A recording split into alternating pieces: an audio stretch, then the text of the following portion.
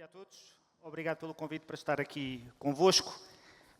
O tema que me pediram foi a contratação baseada em valor, porque é que ela não acontece mais vezes, porque é que ela, sendo tão popular e sendo tão discutida há tanto tempo, persiste em ficar resumida a casos piloto, a casos residuais. E a verdade é que o conceito da contratação baseada em valor, ela é tentadora e ela é lógica, desde que em 2006 ela foi pela primeira vez apresentada.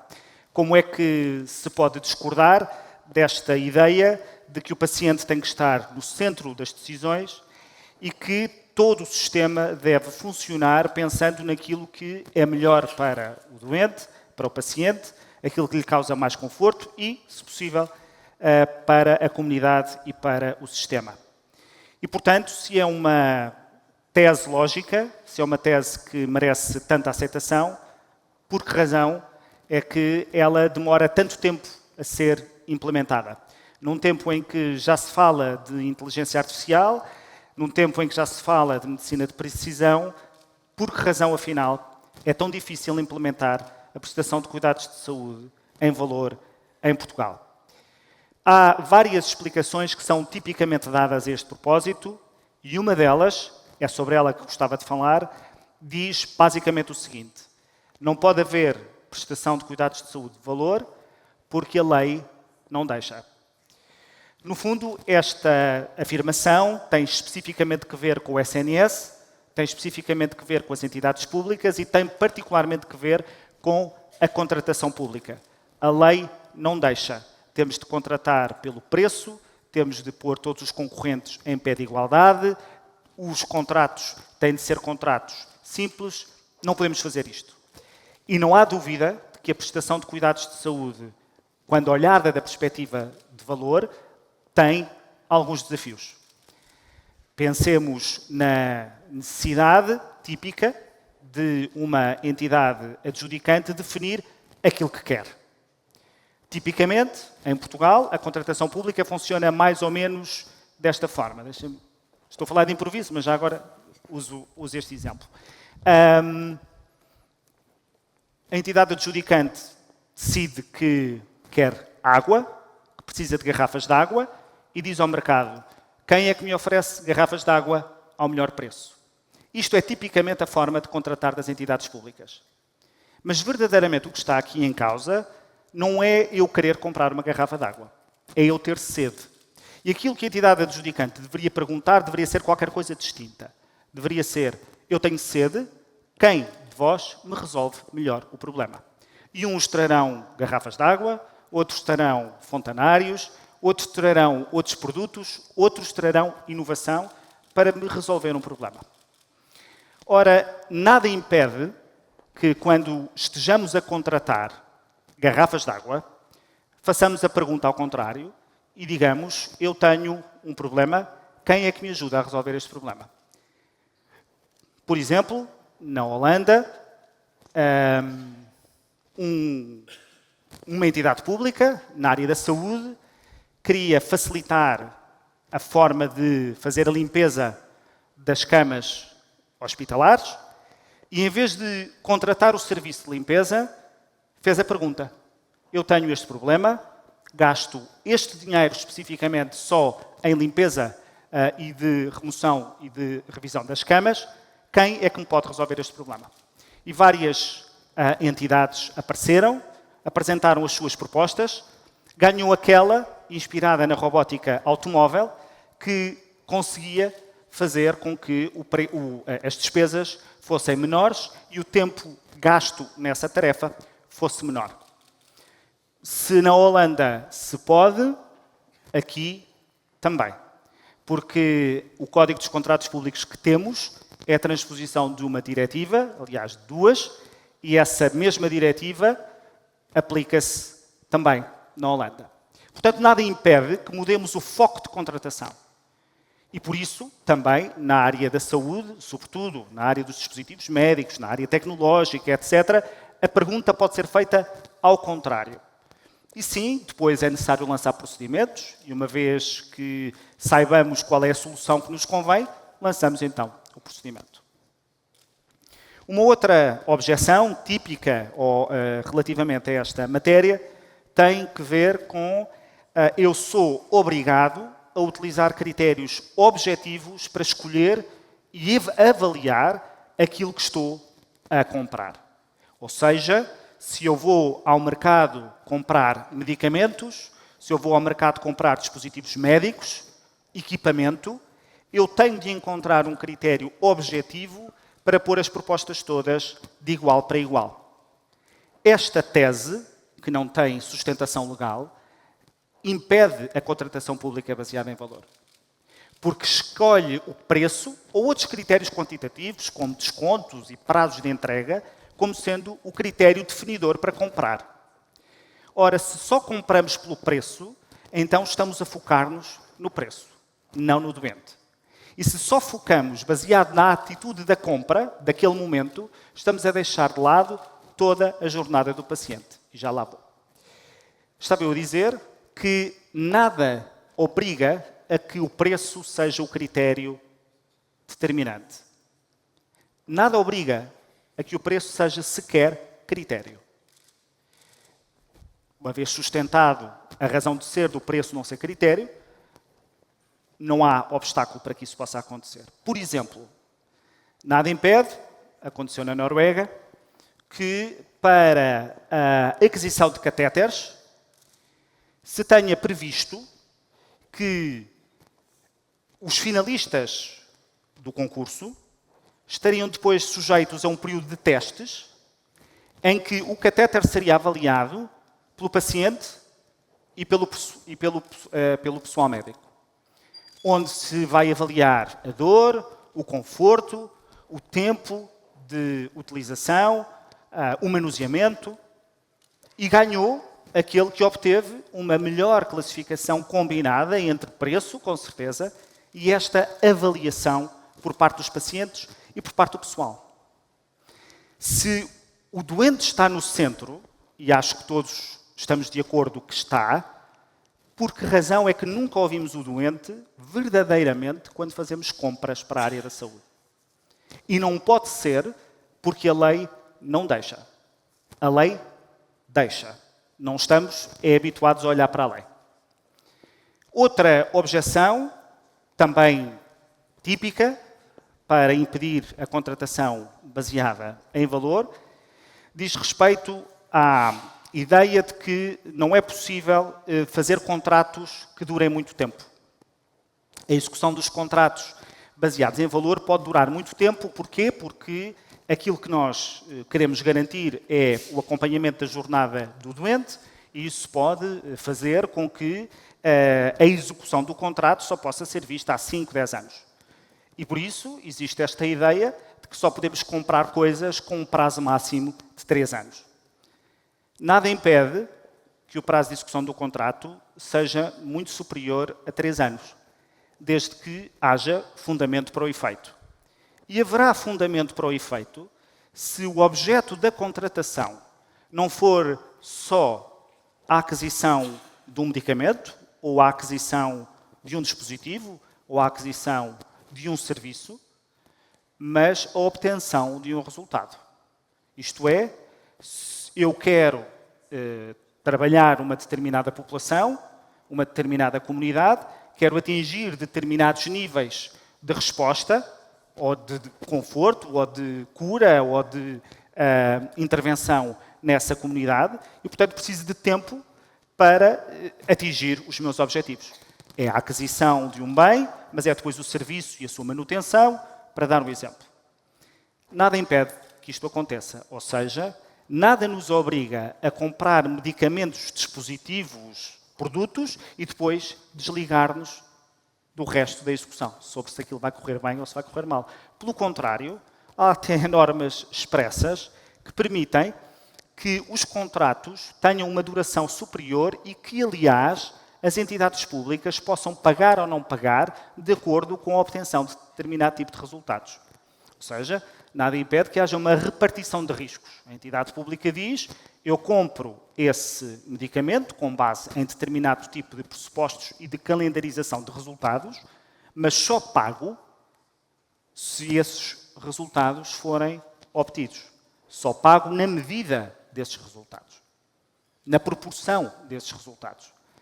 Nada impede que uma entidade adjudicante celebre um contrato através do qual os privados, portanto, seja os medicamentos, os dispositivos, seja os serviços de saúde, garantem o acompanhamento de uma determinada patologia por doente, pagando X, e tudo mais seja pago pelos privados, que assim assumem o risco.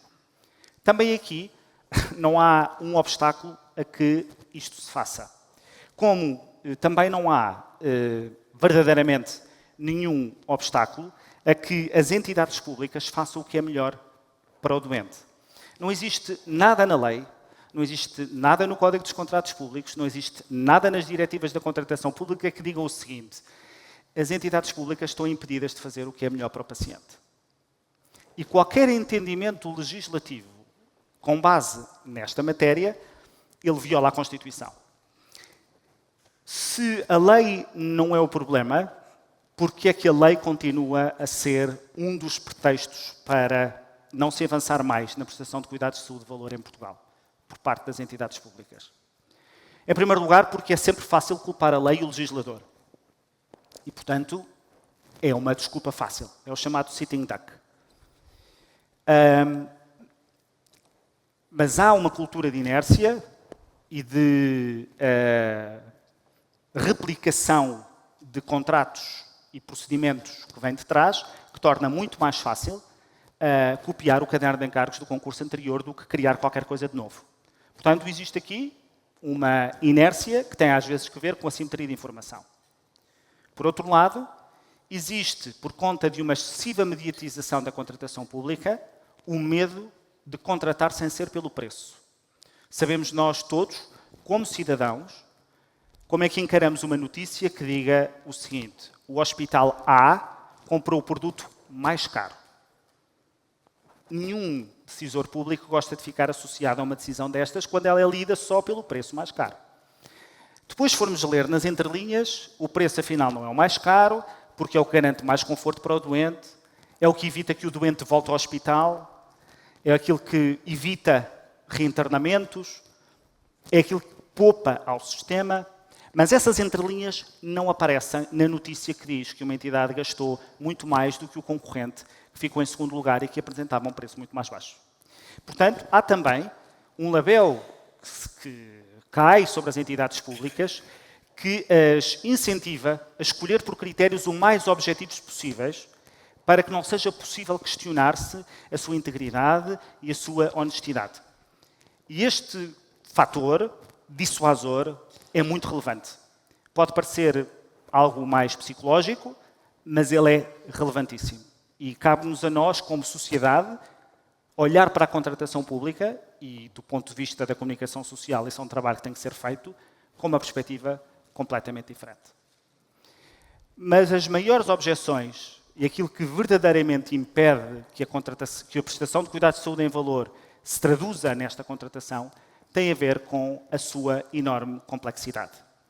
E é por isso que, quando falamos desta contratação baseada em valor, que é intuitivamente muito lógica e que é, para mim, pelo menos, de fácil adesão, não podemos escamotear aquilo que ela exige.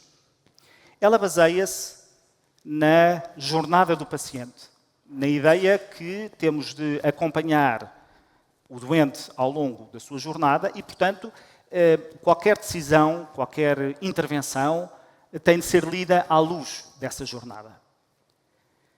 Ora, o sistema não está preparado para acompanhar essa jornada. Desde logo porque é um sistema muito fragmentado, com vários sistemas, com várias entidades, que nem sempre dialogam entre si, e isso prejudica a olhar para o doente ao longo de toda a sua jornada. É verdade que a alteração política, no sentido da reforma das ULS, vem neste sentido, de procurar acompanhar a jornada do paciente, mas é uma jornada do paciente que fica reservada ao setor público. Mas o paciente não está só no setor público. Transita entre o setor público e o setor privado. Portanto, qualquer ideia de jornada do paciente deveria implicar um alargamento àquilo que o paciente efetivamente faz, àquilo que ele efetivamente escolhe. Mas trazer a jornada do doente para o processo de decisão implica reformas administrativas. Implica que os silos se partam. Implica equipas multidisciplinares. Que o aprovisionamento fale com os médicos e que os médicos falem com as várias camadas do sistema. Porque, caso contrário, não existe contratação baseada em valor. Caso contrário, não é possível fazê-lo. Isto não é apenas uma decisão de um médico. E, portanto, reorganizar o sistema, reorganizar o SNS ao longo da jornada do paciente é essencial para conseguirmos trazer estes cuidados de saúde com base em valor. Mas há também uma outra questão que é cada vez mais relevante e que tem que ver com os dados. A contratação baseada em valor presume dados. Presume que nós conseguimos avaliar aquilo que é melhor para o paciente e conseguimos medi-lo. Seja o seu conforto, seja o número de reinternamentos, seja o número de infecções hospitalares que teve enquanto esteve internado, seja os custos que temos com as suas deslocações, enfim, implica conhecer os dados para poder tomar a melhor decisão. Ora, não há dúvida que poucas entidades em Portugal terão dados tão completos quanto o SNS. Mas uma coisa é tê-los, outra é conhecê-los e tomar decisões com base neles. Se um privado quiser chegar a uma entidade pública dizendo mais ou menos o seguinte: eu tenho este medicamento que é mais caro do que os meus concorrentes, mas ele é mais eficaz. E é mais eficaz porque eu vou poupar-lhe reinternamentos, vou poupar vindas dele ao hospital, vou poupar, ao fim de 20 anos, o sistema fez uma escolha eficiente, uma escolha que trouxe poupanças. Não há ainda forma de comprovar se isso é verdade ou não, porque não há um cotejo possível entre os dados ou das afirmações que o setor privado faz e aquilo que o setor público pode efetivamente comprovar. E isto dificulta a contratação baseada em valor, porque há uma assimetria de informação, desde logo, e uma deficiência na forma como os dados são tratados e utilizados no setor público, e não é só na saúde, não é? Para a tomada de decisão. E isto é cada vez mais relevante quando falamos de inteligência artificial. Estamos todos bastante animados, sobretudo na área da saúde, com a possibilidade de a inteligência artificial nos permitir tomar decisões de precisão, decisões melhores, mais focadas naquele paciente e, portanto, de podermos prestar melhores serviços e de cuidar melhor das pessoas. Fazer melhores diagnósticos, prever. Mas a inteligência artificial não é inteligente. A inteligência artificial trabalha com os dados que nós lhes damos. Se nós dermos muitos dados, de muita qualidade, então as decisões que nos ajudam a tomar, os diagnósticos que são feitos ou as previsões que são feitas, são boas. Mas se os dados que nós colocamos no sistema são deficitários, são pobres, são até enviesados, aquilo que vai acontecer é que as decisões vão ser más decisões. É conhecida a história, o caso da IBM, do Dr. Watson, que foi descontinuado, era para diagnósticos oncológicos, e percebeu-se que a falibilidade do sistema era ainda grande. E porquê é que isto acontece? Não acontece seguramente porque os técnicos não são bons. Acontece porque os dados que estavam a ser utilizados não estavam a permitir ainda conseguir estes diagnósticos. Ou seja, todo o potencial que a inteligência artificial tem, e tem, na área da saúde, depende da qualidade e dos dados que nós temos e da nossa capacidade de os utilizar.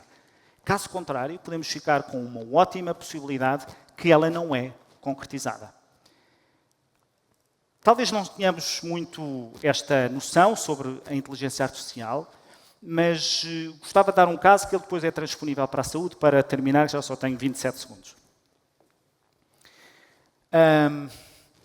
nós estamos a utilizar muitas vezes algoritmos para poder ajudar a tomar a decisão. Um exemplo muito típico de algoritmos que são utilizados é, e para algumas das vossas entidades isso já acontecerá, para fazer a triagem dos currículos que nos chegam todos os dias. Para que ver milhares de currículos, podemos fazer uma triagem através de algoritmos e já só temos que ver aqueles que são os melhores. Ora, aquilo que aconteceu com uma grande empresa que fez um algoritmo destes é que ele privilegiava sistematicamente homens. Não porque a empresa quisesse ou tivesse dado instruções, mas porque os dados que foram colocados no algoritmo, tratando-se de uma área de atividade tipicamente masculina, fizeram com que o algoritmo assumisse que era homens que aquela empresa precisava. Foi descontinuado precisamente por causa disto. Ora, se na saúde os dados que estamos a utilizar são com base em populações que não as nossas, provavelmente a accuracy, estou-me a esquecer a precisão dos dados que vamos ter não vai ser a mesma. Se só testamos em pessoas de etnia caucasiana, podemos não estar a ter os dados necessários para poder fazer os diagnósticos com pessoas de outras etnias. Portanto, a questão dos dados, que é essencial para a contratação baseada em valor, é também essencial, é condição prévia para que a inteligência artificial possa desempenhar o papel que todos nós esperamos que desempenhe, com limites éticos, é verdade, mas que nós esperamos que desempenhe na área da saúde.